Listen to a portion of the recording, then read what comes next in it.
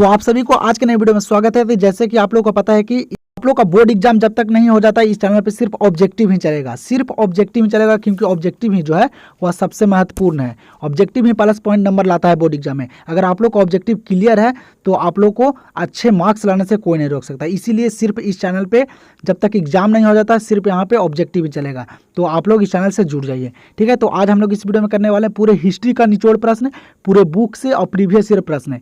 आप लोग इस वीडियो में पूरे लास्ट तक बने रहिए और सारे प्रश्न को करते चलिए, क्योंकि इस वीडियो में पूरे 100 प्रश्न कराने वाले हैं।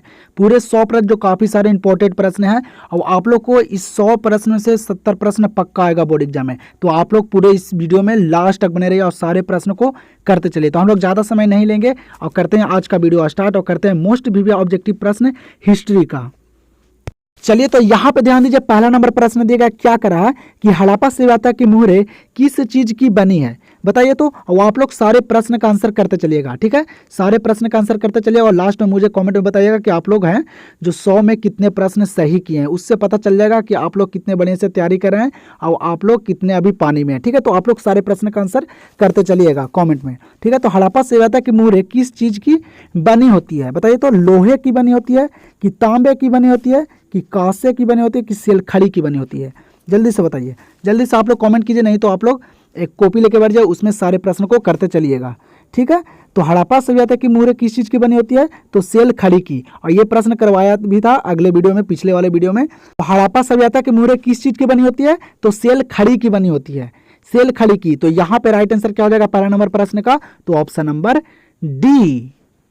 आप लोग ना इस वीडियो को पूरे लास्ट तक देख कर जाइएगा। इस वीडियो में जितना भी प्रश्न करवाए हैं ना, सारे प्रश्न इंपॉर्टेंट प्रश्न हैं, सारे बोर्ड एग्जाम से रिलेटेड प्रश्न, तो सारे प्रश्न को आप लोग करके जाइएगा। अगर आप लोग इस पूरे वीडियो को देख लेते हैं, पूरे प्रश्न को कर लेते हैं, तो जितना भी प्रश्न वहाँ आएगा सारे प्रश्न यहाँ से अटैच करेगा, सारे यहाँ से मिलेगा, ठीक है। तो यहाँ पे दूसरा नंबर प्रश्न को देख लीजिए, क्या करा है कि इंडिका किसकी रचना है, ये भी प्रश्न करवाया था। मैं सिर्फ इस वीडियो में रिवीजन करवा रहा हूँ कि आप लोग को अच्छे तरीके से प्रश्न याद हो जाए, आप लोग कंफ्यूजन में नहीं रहिएगा, ठीक है। तो इंडिका किसकी रचना है, जल्दी से बताइए। इंडिका किसकी रचना है, जो इंडिका जो है वह मेगास्थनीज की रचना है। किनकी रचना है इंडिका, तो मेगास्थनीज की। तो यहाँ पे राइट आंसर क्या हो जाएगा, तो ऑप्शन नंबर बी। चलिए तो फिर यहाँ पे देख लीजिए, तीसरा नंबर प्रश्न है, क्या करा कि तंबाकू के सेवन पर किस शासक ने प्रतिबंध लगाया, बताइए। तो तंबाकू के सेवन पर किस शासक ने प्रतिबंध लगाया, मतलब रोक लगाया। अकबर लगाया था कि बाबर लगाया था कि जहांगीर लगाया था कि शाहजहां लगाया था, ठीक है। बताइए तो तंबाकू के सेवन पर किस शासक ने प्रतिबंध लगाया था। जो तंबाकू के सेवन पर जो शासक प्रतिबंध जो लगाए थे वह कौन थे, तो जहांगीर थे। कौन थे, जहांगीर थे। आप लोग मेरे से आगे प्रश्न को आंसर करते चलिएगा, ठीक है। तो तंबाकू के सेवन पर किस शासक ने प्रतिबंध लगाया था, तो जहांगीर ने। तो यहाँ पे तीसरा नंबर प्रश्न का राइट आंसर हो जाएगा ऑप्शन नंबर सी। चलिए तो अगला प्रश्न देख लीजिए, चौथा नंबर प्रश्न है, क्या करा कि गुप्त काल में कौन चीनी यात्री भारत आया था, बताइए। तो आप लोग के यहाँ पे ऑप्शन दिया गया है, जल्दी से बताइए। गुप्त काल में कौन चीनी यात्री भारत आया था। जो गुप्त काल में जो चीनी यात्री जो भारत आया था वह कौन आया था, तो फयान आया था। कौन आया था, फयान। तो यहाँ पे राइट आंसर हो जाएगा ऑप्शन नंबर बी। चलिए तो यहाँ पे अगला प्रश्न देखिए, 5वां नंबर, क्या करा कि हड़प्पा सभ्यता किस युग की सभ्यता है। बहुत ही इंपॉर्टेंट प्रश्न है और ये प्रश्न बार बार पूछ रहा है बोर्ड एग्जाम में, तो इसको आप लोग स्टार लगा लीजिए, ठीक है। हड़प्पा सभ्यता किस युग की सभ्यता है, जल्दी से बताइए। आप लोग जल्दी से कमेंट कीजिए, सारे बच्चे जल्दी से कमेंट कीजिए। और ये प्रश्न बताया भी था पिछले वाले वीडियो में, ठीक है। आप लोग नहीं देखे हैं तो पिछले वाले वीडियो को देख लीजिए, उसमें अच्छे तरीके से सारे प्रश्न समझा कर बताया गया था। इस वीडियो में सिर्फ रिवीजन करवा रहे हैं, ठीक है। तो हड़प्पा सभ्यता किस युग की सभ्यता है, जल्दी से कमेंट कीजिए, ठीक है।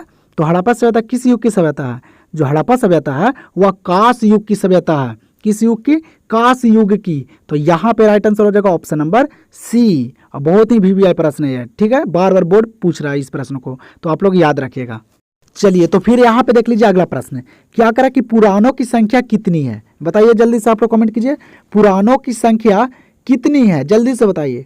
अब पूरे प्रश्न जो है वह सारे बुक से हैं और क्वेश्चन बैंक से है। सारे प्रश्न को टाइप करने में बहुत ही समय लगा है और खोजने में, ठीक है। तो आप लोग वीडियो को एक बार लाइक जरूर कर दीजिएगा, ठीक है, और लास्ट तक बने रहिए सिर्फ, ठीक है। तो यहाँ पे पुराणों की संख्या पूछ रहा है, पुराणों की संख्या कितनी है बताइए। तो ये भी प्रश्न करवाया था, जल्दी से बताइए आप लोग, जल्दी से आप लोग कमेंट कीजिए पुराणों की संख्या कितनी है।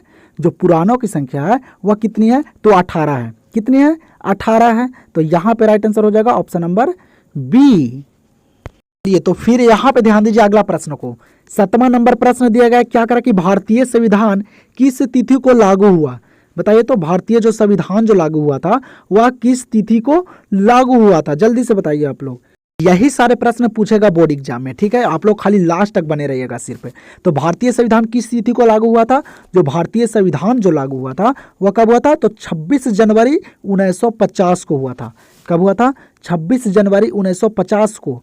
तो यहाँ पे राइट आंसर हो जाएगा ऑप्शन नंबर बी। और सारे प्रश्न आप लोग याद करते चलिए, ठीक है।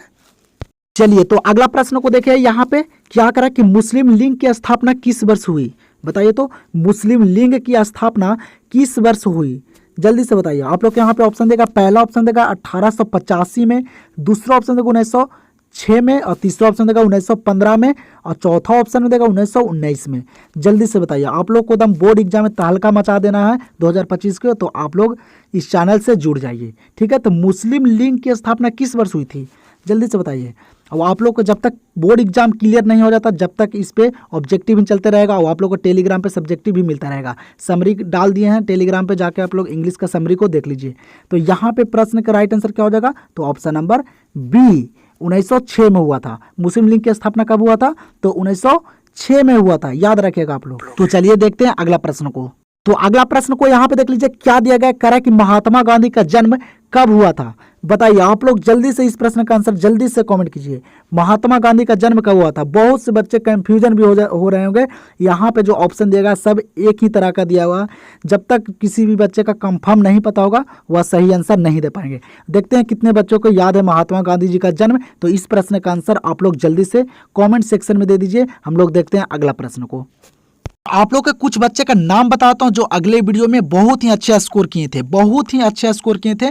बबलू कुमार जो था वह 70 में 65 प्रश्न को सही किया था, और रिम्पी कुमारी थी ये भी अच्छे प्रश्न को सही कर दी थी 70 प्रश्न में। पूजा कुमारी थी, विकास यादव था, महिमा कुमारी थी, और रोहित कुमार था। और बहुत सारे बच्चे हैं, बहुत सारे बच्चे हैं जो बहुत ही अच्छे स्कोर किए थे अगले वाले वीडियो में जो रिवीजन क्लास मैं करवाया था। आप लोग भी इस वीडियो के लास्ट में आप लोग जरूर कमेंट में बताइएगा कि आप लोग जो हैं वह कितने प्रश्न को सही किए हैं, ठीक है। और आप लोग का भी ज़्यादा बोर्ड एग्जाम का समय भी नहीं बचा हुआ, सिर्फ 4 मंथ है। आप लोग अगर इस 4 मंथ अच्छे तरीके से अगर तैयारी कर लेते हैं तो बोर्ड एग्जाम में नंबर बहुत ही अच्छा आएगा, तहलका मचा के आ जाएगा। तो आप लोग 4 मंथ अच्छे तरीके से फोकस कीजिए सिर्फ पढ़ाई पे। तो यहाँ पे प्रश्न को देख लीजिए, क्या करा है कि महाभारत किसने लिखा, जल्दी से बताइए आप लोग, जल्दी से आप लोग आंसर कीजिए। महाभारत किसने लिखा, सारे बच्चों को पता होगा, ये भी प्रश्न मैं करवाया था। महाभारत कौन लिखे थे, जो महाभारत लिखे थे वह कौन लिखे थे, तो वेद व्यास जी लिखे थे।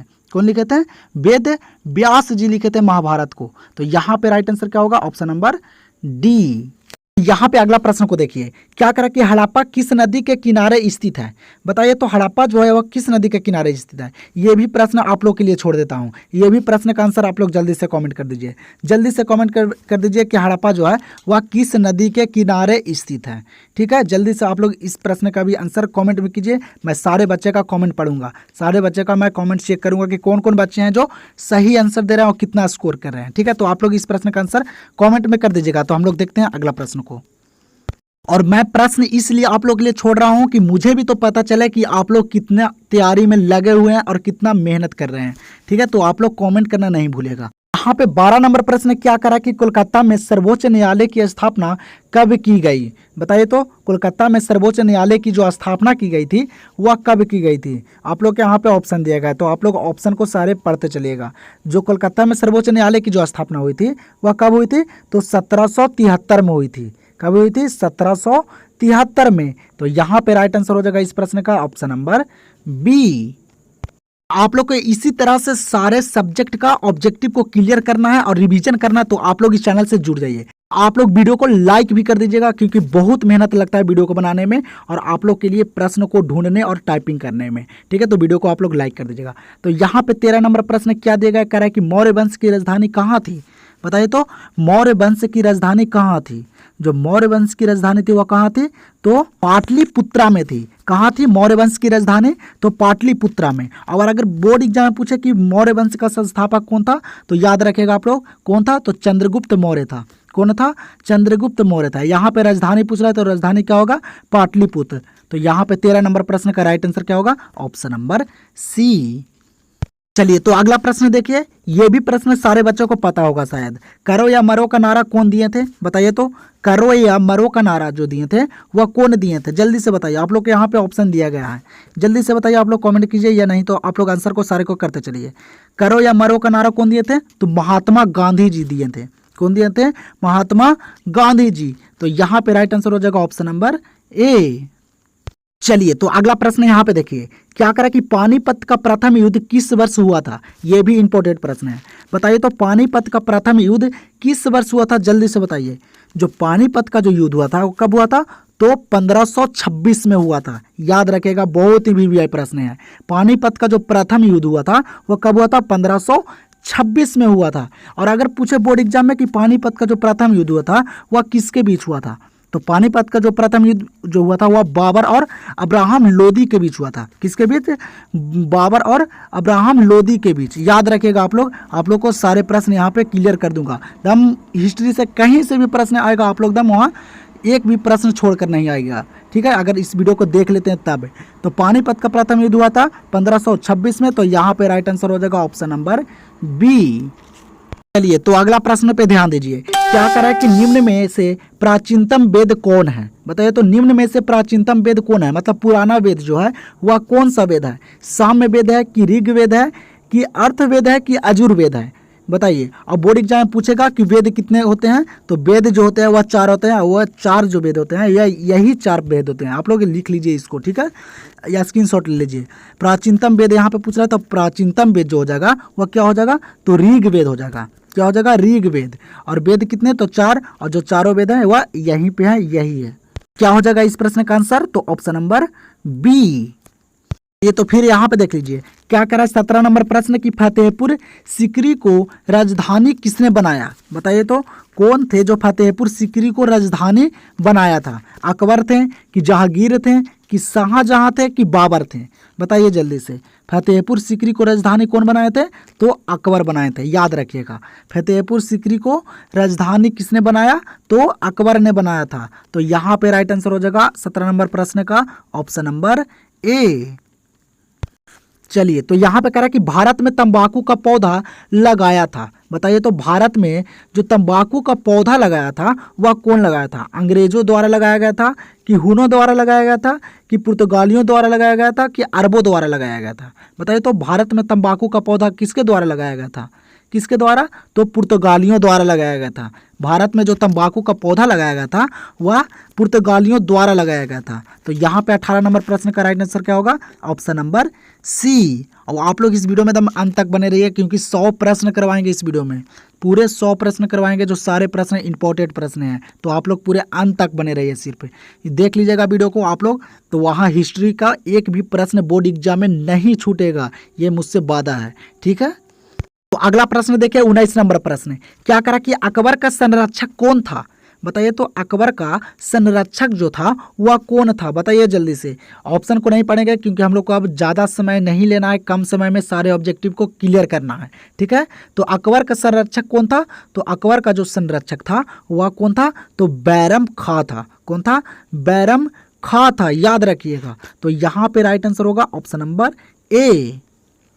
प्रश्न को देखिए, क्या करा 20 नंबर प्रश्न की ईस्ट इंडिया कंपनी की स्थापना कब हुई थी। बताइए तो ईस्ट इंडिया कंपनी की स्थापना कब हुई थी। सारे प्रश्न इंपॉर्टेंट हैं। जो ईस्ट इंडिया कंपनी की जो स्थापना हुई थी वह 1600 में हुई थी। कब हुई थी ईस्ट इंडिया कंपनी की स्थापना, तो 1600 में। तो यहाँ पे आंसर क्या होगा, ऑप्शन नंबर ए। ये तो नेक्स्ट क्वेश्चन को देखिए, यहाँ पे क्या करा कि मोहनजोदाड़ो किस भाषा का शब्द है। बताइए तो मोहनजोदाड़ो जो है वह किस भाषा का शब्द है, हिंदी भाषा का है कि सिंधी भाषा का है, कि उर्दू भाषा का है, कि फारसी भाषा का है? बताइए जल्दी से। मोहनजोदाड़ो जो है वह किस भाषा का शब्द है? तो सिंधी भाषा का शब्द है। ये भी प्रश्न करवाया था मैं। मोहनजोदाड़ो किस भाषा का शब्द है? तो सिंधी भाषा का। तो यहाँ पे आंसर क्या होगा इस प्रश्न का? Option number B. तो आप लोग अगला प्रश्न को यहाँ पे देखिए, क्या करा कि हल्दी घाटी का युद्ध किस वर्ष हुआ था? हल्दी घाटी का युद्ध किस वर्ष हुआ था? इसको भी आप लोग स्टार लगा लीजिए, ये भी वीवीआई प्रश्न है। हल्दी घाटी का युद्ध किसके बीच हुआ था और कब हुआ था, ये बताइए आप लोग। ऑप्शन यहाँ पे देख लीजिए, पहला ऑप्शन देगा 1562 में हुआ था, दूसरा ऑप्शन देगा 1567 में हुआ था, और तीसरा ऑप्शन देगा 1576 में, और चौथा ऑप्शन देगा 1579 में हुआ था। बताइए तो हल्दी घाटी का युद्ध किस वर्ष हुआ था? तो 1576 में हुआ था। कब हुआ था? 1576 में, याद रखिएगा। और अगर पूछेगा कि हल्दी घाटी का युद्ध जो हुआ था वह किसके बीच हुआ था, तो हल्दी घाटी का युद्ध जो हुआ था वह हुआ था अकबर और किसके बीच? तो महाराणा प्रताप के बीच हुआ था। एकदम सुनते चलिएगा, जितना प्रश्न को बताते हैं अच्छे तरीके से सुनिएगा। किसके बीच हुआ था? तो अकबर और महाराणा प्रताप के बीच। तो यहाँ पे हल्दी घाटी का युद्ध का आंसर क्या हो जाएगा? ऑप्शन नंबर सी, 1576 में। आप लोग दम इस चैनल से जुड़ जाइए, दम इस चैनल से आप लोग दम जुड़ जाइए, चैनल को सब्सक्राइब कर लीजिए, क्योंकि इस चैनल पे आप लोग को दम पूरे ऑब्जेक्टिव क्लियर कर दिया जाएगा। दम तहलका मचा दीजिएगा दम बोर्ड एग्जाम में। तो यहाँ पे प्रश्न को देख लीजिए, क्या करे 23 नंबर प्रश्न। चंद्रगुप्त मौर्य के काल में कलिंग की राजधानी थी। बताइए तो चंद्रगुप्त मौर्य के काल में जो कलिंग की राजधानी जो थी वह कहाँ थी? जल्दी से बताइए, जल्दी से आप लोग कमेंट कीजिए, नहीं तो आप लोग करते चलिए और लास्ट में स्कोर जरूर आप लोग बताइएगा। चंद्रगुप्त मौर्य के काल में जो कलिंग की जो राजधानी थी तोसाली थी। कहाँ थी कलिंग की राजधानी? तो तोसाली थी। तो यहाँ पे राइट आंसर हो जाएगा ऑप्शन नंबर सी। चलिए तो अगला प्रश्न देखिए, क्या करा कि पुष्टि मार्ग का जहाज किसे कहा जाता है? बताइए तो पुष्टि मार्ग का जहाज किसे कहा जाता है? जल्दी से बताइए। जो पुष्टि मार्ग का जो जहाज कहा जाता है वह भल्लाभाई चारे को कहा जाता है। किसको कहा जाता है? तो भल्लाभाई चारे को। तो यहाँ पे राइट आंसर हो जाएगा 24 नंबर प्रश्न का ऑप्शन नंबर बी। प्रश्न यहाँ पे दिया गया है, क्या करा कि आर्यों का सबसे प्रमुख पशु कौन था? जल्दी से बताइए, आर्यों का सबसे प्रमुख पशु कौन था? नहीं बताइएगा तो आप लोग करते चलिए आप लोग जल्दी जल्दी। आर्यों का सबसे प्रमुख पशु कौन था? तो गाय था। क्या था? गाय था। याद रखेगा, आर्यों का सबसे प्रमुख पशु कौन था? तो गाय था। इसी प्रकार से प्रश्न पूछेगा भी बोर्ड एग्जाम में। तो यहाँ पे राइट आंसर हो जाएगा ऑप्शन नंबर ए। चलिए तो फिर यहाँ पे देख लीजिए, क्या करा कि कालीबंगा किस नदी के किनारे अवस्थित है? बताइए तो कालीबंगा जो है वह किस नदी के किनारे अवस्थित है? रावी नदी के किनारे, कि सिंधु नदी के किनारे, कि सतलज नदी के किनारे, कि सरस्वती नदी के किनारे? यहाँ पे जो ऑप्शन दिया गया सारे ऑप्शन गलत हैं। जो कालीबंगा जो है वह घाघरा नदी के किनारे अवस्थित है। याद रखिएगा आप लोग, यहाँ पे जो ऑप्शन है वह सारे ऑप्शन गलत यहाँ पे दिए गए हैं। जो कालीबंगा जो है वह घाघरा नदी के किनारे है। ठीक है, याद रखिएगा। तो देखते हैं हम लोग अगला प्रश्न को। चलिए तो अगला प्रश्न यहाँ पे दिया गया, क्या करा कि सिंधु सभ्यता का बंदरगाह नगर कौन था? बताइए तो सिंधु सभ्यता का बंदरगाह नगर जो था वह कौन था? ये भी प्रश्न करवाया था मैं। चलिए जल्दी से बताइए, जो सिंधु सभ्यता का जो बंदरगाह नगर था वह कौन था? तो लोथल था। कौन था? लोथल था। तो यहाँ पे राइट आंसर क्या होगा? Option number D. चलिए यहाँ पे प्रश्न करा है कि औरंगजेब का संबंध किस सूफी सिलसिले से था? बताइए तो औरंगजेब का जो संबंध था वह किस सूफी सिलसिले से था? तो नक्शबंद से था। औरंगजेब का संबंध किससे था? तो नक्शबंद सिलसिले से था। तो यहाँ पे राइट आंसर हो जाएगा ऑप्शन नंबर डी। आप लोग को एक बात बताता हूँ, आप लोग का मॉडल पेपर भी अब जारी होने वाला है, जल्द ही जारी होने वाला है। जैसे ही जारी होगा आप लोग को बता दूंगा। ठीक है, नोटिफिकेशन मिलेगा आप लोग को बता दूंगा। मॉडल पेपर आप लोग ले लीजिएगा, क्योंकि मॉडल पेपर बहुत ही इंपॉर्टेंट होता है। उससे बहुत सारे प्रश्न आते हैं बोर्ड एग्जाम में, और मैं भी करवाऊंगा इसी चैनल पर मॉडल पेपर का सारे सेट। ठीक है, तो यहाँ पे देख लीजिए अगला प्रश्न को, 29 नंबर। क्या करा कि चीनी यात्री फयान किस शासक के काल में भारत आया? बताइए तो जो चीनी यात्री जो फयान था वह किस शासक के काल में आया था भारत में? बताइए जल्दी से। जो आया था चीनी यात्री जो फयान, विक्रमादित्य के शासन काल में आया था। किसके? तो विक्रमादित्य के। तो यहाँ पे 29 नंबर प्रश्न का राइट आंसर हो जाएगा ऑप्शन नंबर बी। चलिए नेक्स्ट प्रश्न देखिए, यहाँ पे क्या करा कि मेगास्थनीज किस भारतीय शासक के दरबार में आया था? मेगास्थनीज किस भारतीय शासक के दरबार में आया था? सारे प्रश्न इंपॉर्टेंट है, सारे प्रश्न इंपॉर्टेंट है, एक भी बाहर से प्रश्न नहीं आएगा आप लोग को परीक्षा में। दम वीडियो में लास्ट तक सिर्फ खाली बने रहिए आप लोग। मेगास्थनीज किस भारतीय शासक के दरबार में आया था? तो चंद्रगुप्त मौर्य के। किसके? तो चंद्रगुप्त मौर्य के शासक के दरबार में आया था मेगास्थनीज भारत, याद रखिएगा। तो राइट आंसर क्या है? Option number C. चलिए तो अगला प्रश्न देखिए, क्या करा कि गौतम बुद्ध को ज्ञान किस नदी के किनारे मिला था? बताइए तो गौतम बुद्ध को ज्ञान जो मिला था वह किस नदी के किनारे मिला था? आप लोग सभी को पता होगा। और कहाँ मिला था? तो बोध गया में मिला था। और किस नदी के किनारे? तो निरंजना नदी, जिसको फल्गु नदी भी बोला जाता है। किस नदी के किनारे मिला था ज्ञान? तो निरंजना नदी, जो फल्गु नदी जो रबर डैम बना है अभी यहाँ जो बोध गया है बिशुनपथ में, वही जो फल्गु नदी है उसको बोला जाता है निरंजना नदी। और इसी नदी के किनारे गौतम बुद्ध को ज्ञान की प्राप्ति हुई थी पीपल के पेड़ के नीचे। ठीक है, तो यहाँ पे राइट आंसर क्या होगा? Option number C. चलिए फिर यहाँ पे ध्यान दीजिए आप लोग, क्या करा कि महात्मा बुद्ध के बचपन का नाम क्या था? बताइए तो महात्मा बुद्ध जो बुद्ध भगवान थे उनके बचपन का नाम क्या था? जो उनके बचपन का नाम था वह क्या था? तो सिद्धार्थ नाम था। ये भी प्रश्न पूछता है बोर्ड एग्जाम में। क्या नाम था महात्मा बुद्ध के बचपन का नाम? तो सिद्धार्थ नाम था। तो यहाँ पे राइट आंसर हो जाएगा ऑप्शन नंबर बी। ये तो ध्यान दीजिए यहाँ पे अगला प्रश्न पे, क्या करा कि जलियांवाला बाग हत्याकांड हुआ था? बताइए तो जलियांवाला बाग हत्याकांड कब हुआ था? जल्दी से बताइए, ये सारे बच्चों को पता होगा, ये सारे बच्चों को पता होगा कि जलियांवाला बाग जो हत्याकांड हुआ था वह कब हुआ था। तो आप लोग ये 33 नंबर प्रश्न का आंसर कॉमेंट में कीजिए। मैं सारे बच्चों का चेक करूंगा कि किन किन बच्चे का 33 नंबर प्रश्न का आंसर जो आता है वह सही आता है। और हमको यहाँ पे पूरा डेट चाहिए, तो आप लोग जल्दी से कमेंट सेक्शन में इस प्रश्न का आंसर जल्दी से कमेंट कीजिए। ठीक है, तो हम लोग देखते हैं नेक्स्ट प्रश्न को। चलिए तो अगला प्रश्न देखिए, यहाँ पे क्या करा कि पंचतंत्र की रचना किसने की? जल्दी से बताइए, पंचतंत्र की रचना किसने की? आर्यभट्ट ने किया था कि बारामिहिर किया था कि कालिदास ने किए थे कि विष्णु शर्मा किए थे? बताइए तो पंचतंत्र की रचना कौन किए थे? जो पंचतंत्र की जो रचना किए थे वह विष्णु शर्मा जी किए थे। कौन किए थे? विष्णु शर्मा जी, याद रखिएगा। तो राइट आंसर होगा ऑप्शन नंबर डी। चलिए नेक्स्ट प्रश्न को देखिए, क्या करा कि प्राचीन नालंदा विश्वविद्यालय के संस्थापक कौन थे? बताइए तो जो नालंदा विश्वविद्यालय जो है हमारा जो पुराना, उनके संस्थापक जो थे वह कौन थे? कौन थे बताइए तो जल्दी से। ऑप्शन यहाँ पे आप लोग को दिया गया है, जल्दी से आप लोग कमेंट कीजिए, नहीं तो आप लोग करते चलिए और लास्ट में स्कोर जरूर बताइएगा आप लोग। ठीक है, तो अगले वीडियो में मैं बताऊंगा कौन कौन बच्चे राइट आंसर दिए हैं, कितने प्रश्न सही किए हैं। तो प्राचीन नालंदा विश्वविद्यालय के संस्थापक कौन थे? तो कुमार गुप्त थे। कौन थे? तो कुमार गुप्त थे। तो यहाँ पे राइट आंसर होगा ऑप्शन नंबर डी। चलिए ध्यान दीजिए यहाँ पे प्रश्न पे, क्या करा है कि चौथी बौद्ध परिषद किस शासक के काल में हुई थी? मतलब जो चौथी बौद्ध परिषद हुआ था वह किस शासक के काल में हुआ था? चलिए बताता हूँ, जो चौथी बौद्ध परिषद जो हुआ था वह कनिष्ठ के हुआ था शासनकाल में। किसके शासनकाल में? तो कनिष्ठ के। तो यहाँ पे राइट आंसर होगा ऑप्शन नंबर डी। हम लोग अब थोड़ा सा फास्ट चलेंगे तो आप लोग आंसर को जल्दी जल्दी करते चलिएगा। तो यहाँ पे प्रश्न दिया गया, क्या करा है कि प्रथम बौद्ध संगीति का आयोजन कहाँ हुआ था? जो पहला बौद्ध संगीति हुआ था वह कहाँ हुआ था? बताइए जल्दी से। जो प्रथम बौद्ध संगीति हुआ था कहाँ हुआ था? तो राजगीर में हुआ था, याद रखिएगा। कहाँ हुआ था? राजगीर में। तो यहाँ पे राइट आंसर होगा ऑप्शन नंबर ए। आप लोग इस वीडियो को अच्छे से सेव कर लीजिए और एक बार और देख लीजिएगा, एग्जाम से पहले आप लोग को अच्छे से क्लियर हो जाएगा। ठीक है, तो यहाँ पे प्रश्न क्या करा कि बाबर की आत्मकथा का क्या नाम है? बताइए तो बाबर की आत्मकथा का क्या नाम है? जो बाबर की आत्मकथा का जो नाम है वो क्या है? तो बाबर नामा नाम है। क्या नाम है? बाबर नामा, याद रखिएगा। बाबर की आत्मकथा क्या है?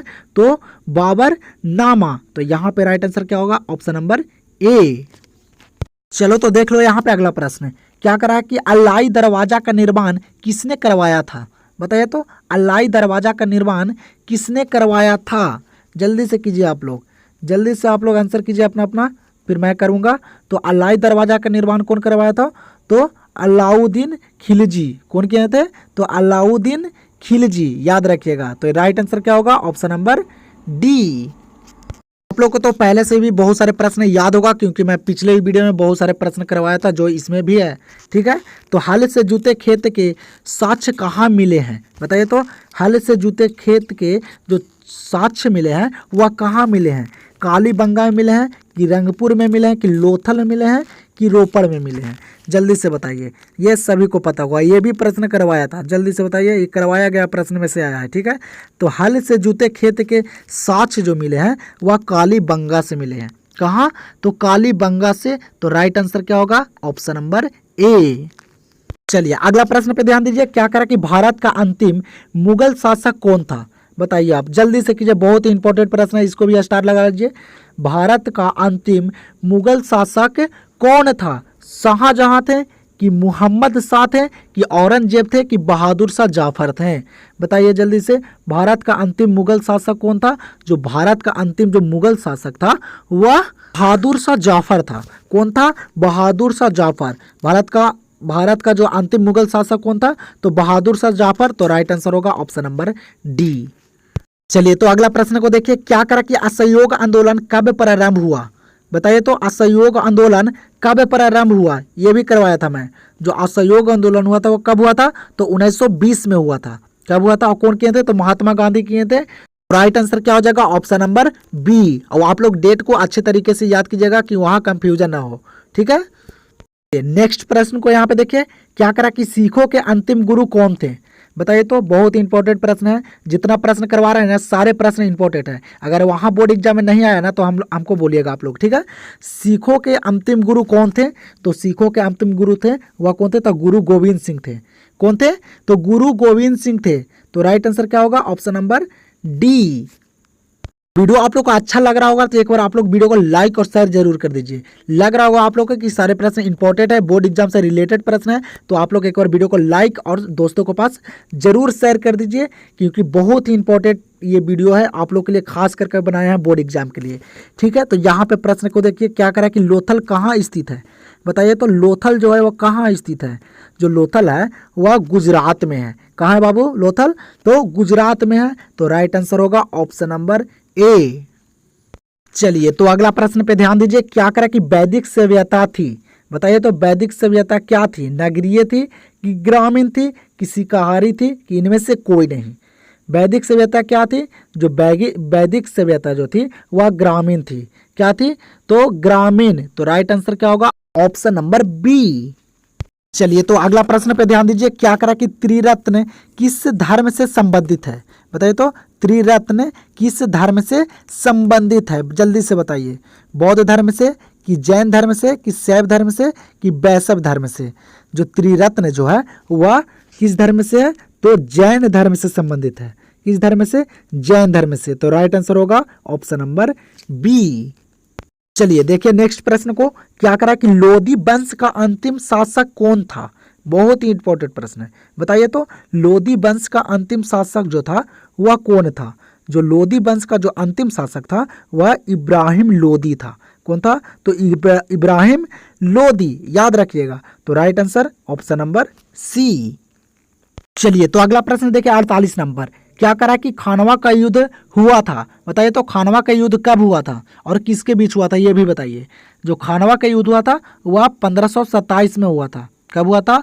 1527 में। और बोर्ड एग्जाम में पूछेगा कि खानवा का युद्ध कब हुआ था? तो 1527। और किसके बीच हुआ था? तो हुआ था किसके बीच? तो बाबर और राणा सागा के बीच हुआ था। किसके बीच? राणा सागा के बीच हुआ था, जिसमें बाबर की जीत हुई थी। ठीक है, तो यहाँ पे राइट आंसर क्या होगा? Option number B. तो अगला प्रश्न को देखिए। क्या करा कि कालिदास किसके समकालीन थे?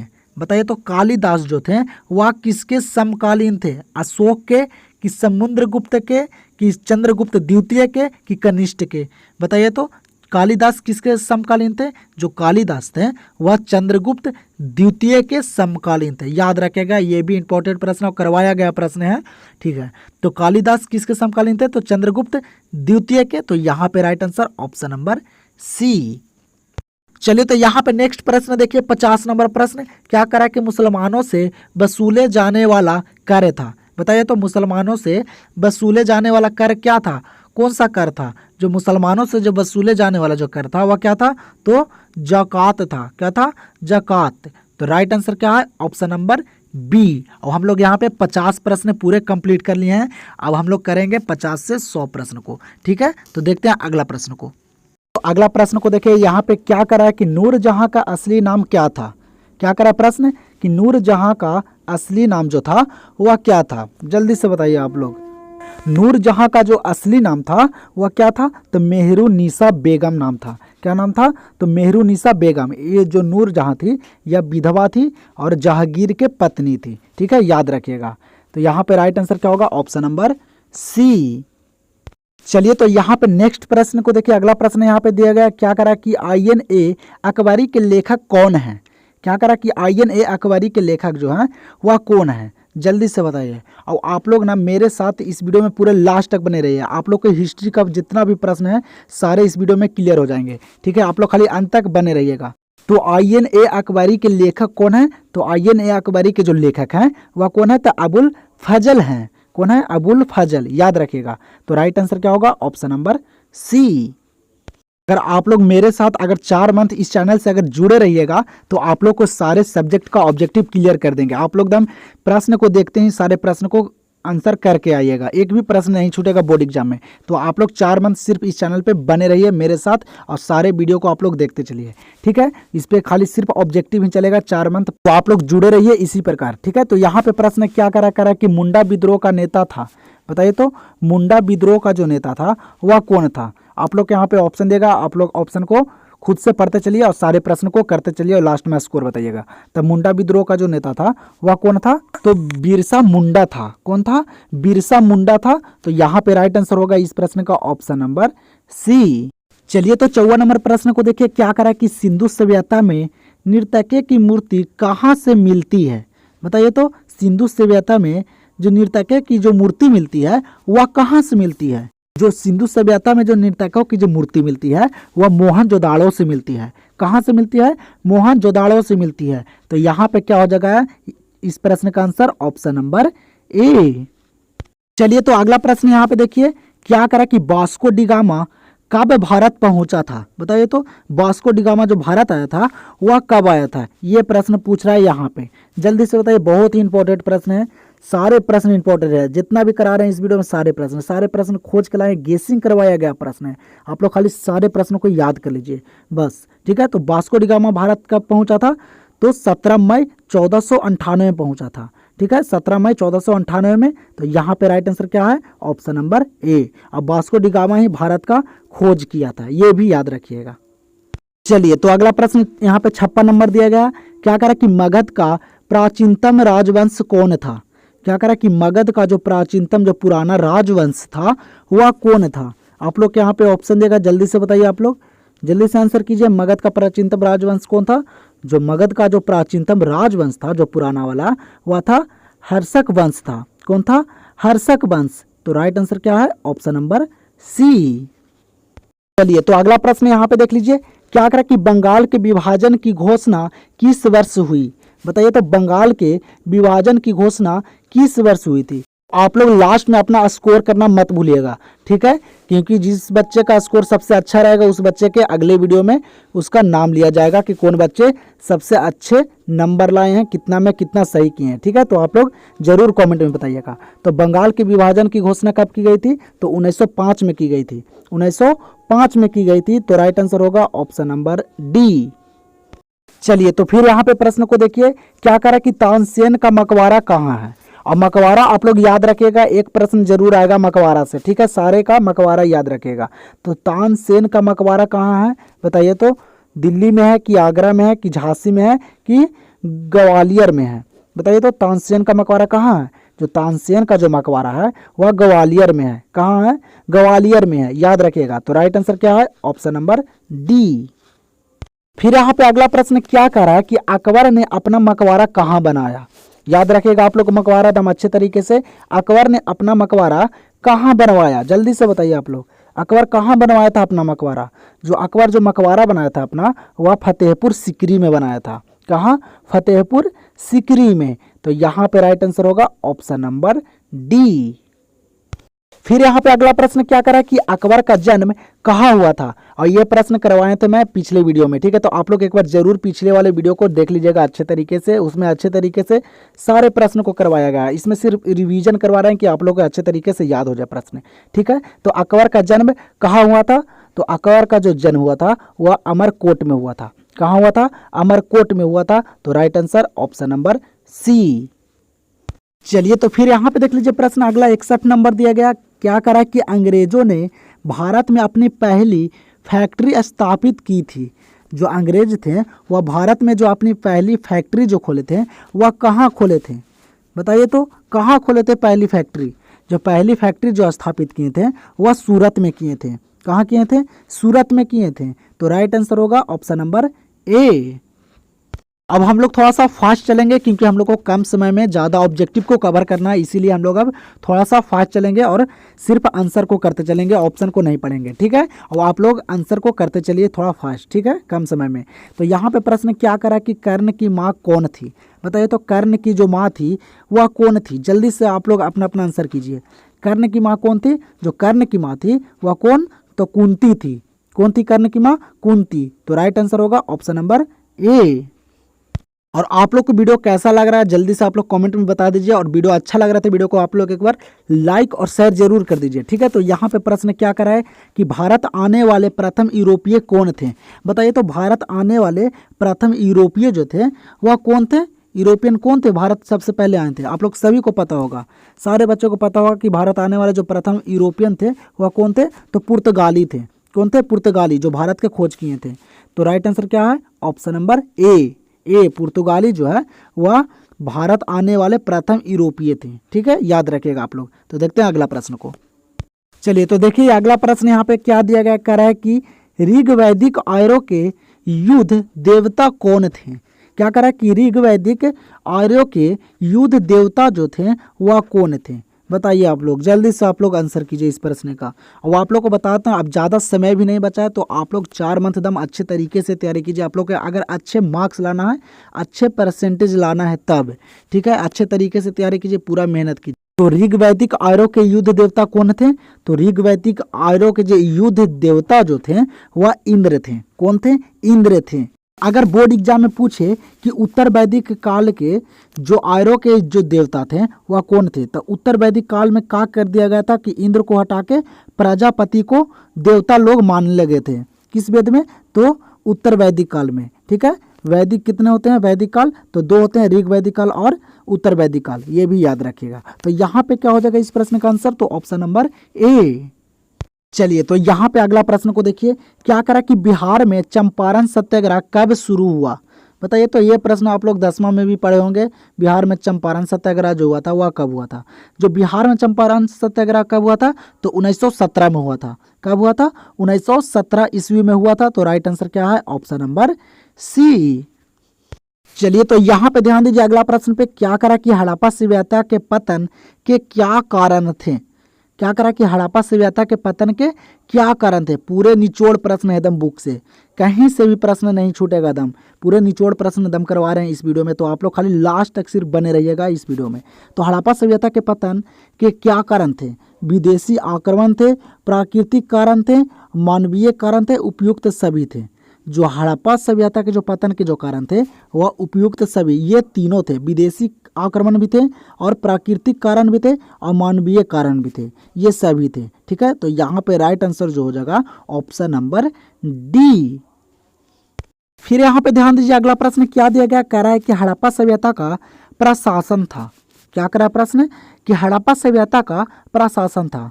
कौन था हड़प्पा सभ्यता का प्रशासन, राजतंत्रात्मक था कि लोकतंत्रात्मक था कि नगर पालिका था कि गणतंत्र तंत्रात्मक था, बताइए तो हड़प्पा सभ्यता का प्रशासन कौन था।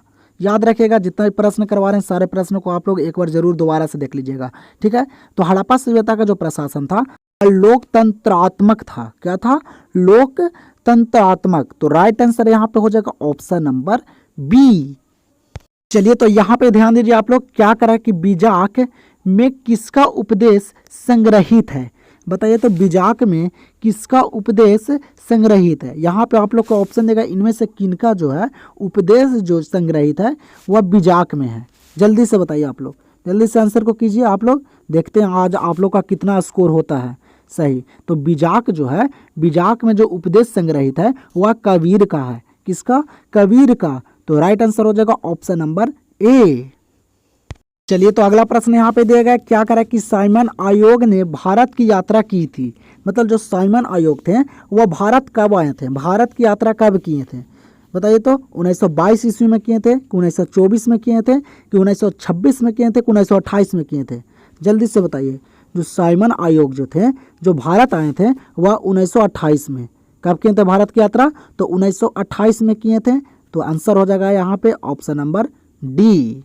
यहाँ पे अगला प्रश्न देखिए, 70 नंबर प्रश्न देगा, क्या करा कि महात्मा बुद्ध को ज्ञान कहाँ प्राप्त हुआ बताइए। तो महात्मा बुद्ध को ज्ञान कहाँ प्राप्त हुआ, ये प्रश्न मैं पीछे ही बताया था, पीछे ही बताया था। महात्मा बुद्ध को जो ज्ञान प्राप्त हुआ था वह कहाँ प्राप्त हुआ था? पीपल के वृक्ष के नीचे हुआ था, लेकिन यहाँ पे जगह पूछ रहा है कि कहाँ हुआ था। आप लोग सभी को पता होगा, बहुत ही प्रसिद्ध जगह है। जल्दी से आप लोग इस प्रश्न का आंसर कमेंट में दीजिए, जल्दी से कमेंट कीजिए। मैं सारे बच्चे का कमेंट चेक करूंगा, तो आप लोग कमेंट करना नहीं भूलेगा, सारे प्रश्न का आंसर बताइए, ठीक है। और ज़्यादा समय हो गया तो हम लोग यहीं तक करेंगे आज इस वीडियो में। प्रश्न 70 प्रश्न ही करेंगे, और अगले वीडियो में करेंगे हम लोग ढेर सारे और प्रश्न करेंगे हिस्ट्री का और सारे सब्जेक्ट का। तो आप लोग एकदम इस चैनल से जुड़े रहिए। आप लोग को जब तक एग्जाम पूरा नहीं हो जाता है ख़त्म, सिर्फ इस चैनल पे ऑब्जेक्टिव ही चलेगा, और आप लोग को सब्जेक्टिव का पीडीएफ टेलीग्राम पे दे दिया जाएगा। तो आप लोग इस चैनल से जुड़ जाइए, और वीडियो आप लोग को पसंद आया होगा तो वीडियो को आप लोग लाइक और शेयर जरूर कर दीजिएगा। आप लोग जल्दी से कमेंट में बता दीजिए कि आपका जो स्कोर रहा है वह कितना रहा है। 70 में आप लोग कितने प्रश्न को सही किए हैं, तो जल्दी से आप लोग कमेंट में बता दीजिए। तो अगले वीडियो में आप लोग का भी नाम आएगा। तो हम लोग मिलते हैं नेक्स्ट वीडियो में इसी धमाके के साथ।